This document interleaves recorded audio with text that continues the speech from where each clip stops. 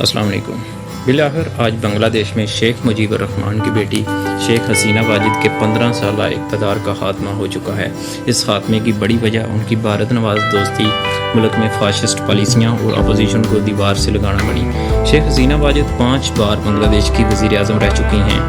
اگر ان کی بایوگرافی کے بارے میں بات کریں تو وہ 28 ستمبر 1947 کو مشرقی پاکستان یعنی موجودہ بنگلہ دیش میں پیدا ہوئی۔ وہ پاکستان سے الگ ہونے اور بنگلہ دیش بنانے کی تحریک میں اپنے والد شیخ مجیب الرحمان کے ساتھ پیش رہیں۔ 15 اگست سن 1975 کو جب ان کے والد شیخ مجیب الرحمان اور فیملی ممبرز کو ان کے گھر پر قتل کیا گیا تو اس وقت بھی شیخ حسینہ واجد بیرون ملک تھیں۔ اس کے بعد کچھ عرصہ ان کو بیرون ملک ہی ایگزائل کی زندگی گزارنی پڑی۔ اس دوران وہ اپنے والد کی پارٹی عوامی لیگ کی سربراہ بھی بن گئیں۔ پھر وقت گزرتا گیا، حالات بدلتے گئے اور 1996 میں شیخ حسینہ واجد پہلی بار بنگلہ دیش کی وزیر اعظم بن گئیں اور 2001 تک وہ پہلی بار وزیر اعظم کے عہدے پر فائز رہیں۔ دوسری مرتبہ سن 2002 میں وہ دوبارہ وزیر اعظم بنگلہ دیش بن گئی۔ 2009 کے بعد انہوں نے سسٹم کے اوپر ایسا قبضہ جما لیا کہ اس کے بعد ہر الیکشن میں وہ منتخب ہوتی رہیں، یعنی 2009 سے لے کر 2024 تک وہ مسلسل وزیر اعظم کے عہدے پر براجمان رہیں۔ اس 15 سالہ اقتدار کے دوران وہ بھارت کے بہت قریب ہوتی رہیں، ملک میں بھارت نواز پالیسیاں بناتی رہیں اور اپنی پالیسی کے حمایتی لوگوں کو ہی اعلیٰ عہدوں پر تعینات کرتی رہیں۔ اس کے علاوہ انہوں نے اپنے مخالفین کے ساتھ فاشسٹ رویہ بنائے رکھا، یہاں تک کہ اپنے کچھ مخالفین کو تو پھانسی کی سزائیں تک دلوا دیں اور کچھ رہنماؤں کو مختلف الزامات لگا کر جیل میں بھیج دیا۔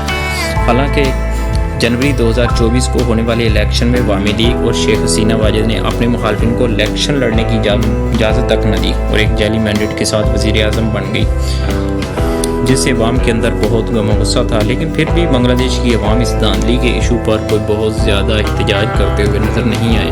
لیکن پھر جولائی سن 2024 کو طلبہ کی ایک تحریک شروع ہو گئی۔ یہ تحریک مختلف سرکاری محکموں میں کوٹا سسٹم کے خلاف تھی۔ دراصل بنگلہ دیش میں اصول یہ تھا کہ 1971 کی لڑائی میں حصہ لینے والے لوگوں کے لواحقین یا رشتہ داروں کو ایک خاص کوٹا سسٹم کے تحت نوکریاں دی جاتی تھیں۔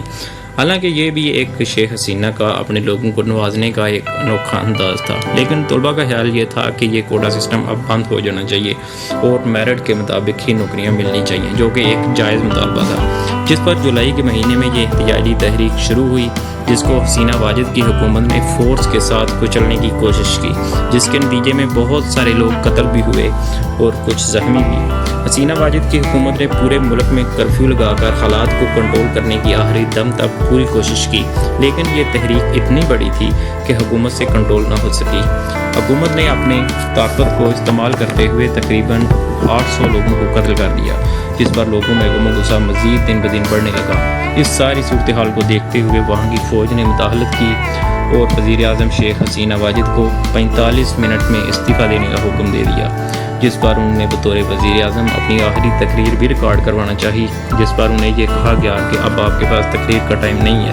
بالآخر وہ استعفیٰ دے کر بھارت بھاگ گئی۔ حالانکہ بنگلہ دیش کے آرمی چیف جنرل وقار الزمان وزیر اعظم شیخ حسینہ واجد کے ایک قریبی رشتہ دار ہیں، ان کو آرمی چیف لگانے کا مقصد بھی یہی تھا کہ وہ حکومت کے ساتھ تعاون کریں گے۔ ویسے انہوں نے بہت حد تک تعاون کیا بھی، لیکن جب حالات اتنے زیادہ خراب ہو گئے کہ شیخ حسینہ واجد کی حکومت کو ختم کرنے کے بغیر کوئی چارہ نہ بچا تو پھر بالآخر ان کی حکومت کو ختم کرنا پڑا۔ بنگلہ دیش کے آرمی چیف جنرل وقار الزمان کے سسر شیخ حسینہ واجد کے چچا تھے، جن کا نام جنرل حفیظ الرحمان تھا، اور وہ 1997 سے لے کر سن 2000 تک آرمی چیف رہ چکے ہیں۔ جنرل وقار الزمان کو شیخ حسینہ کی حکومت نے 29 دسمبر سن 2023 کو پہلے چیف آف جنرل اسٹاف بنایا اور پھر 23 جون سن 2024 کو آرمی چیف لگا دیا گیا، لیکن وہ پھر بھی حسینہ واجد کی حکومت نہ بچا سکے۔